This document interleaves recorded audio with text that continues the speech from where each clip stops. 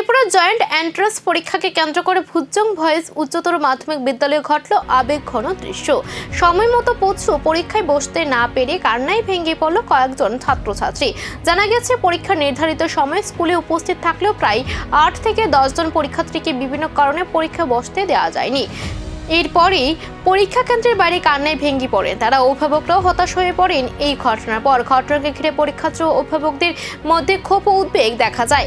অনেকেই পরীক্ষার নিয়ম ও ব্যবস্থাপনা নিয়ে প্রশ্ন তুলেছে। তবে কর্তৃপক্ষের তরফে এই বিষয়ে কি সিদ্ধান্ত নেওয়া হবে তা নিয়ে এখনো কোনো স্পষ্ট ঘোষণা আসেনি। এই ঘটনার পর পরীক্ষার ব্যবস্থাপনা নিয়ে নতুন করে বিতর্ক শুরু হয়েছে। জাস্ট কিনায় দাঁড়াইছি, তারা 10:30টার মধ্যে লাগাইলেছে। তাহলে আমরা এক সেকেন্ডের মধ্যে কি আমরা ঢুকতে দিতে পারে না, তারা পারতো তারা, কিন্তু আমরা তারা দিছে না। কত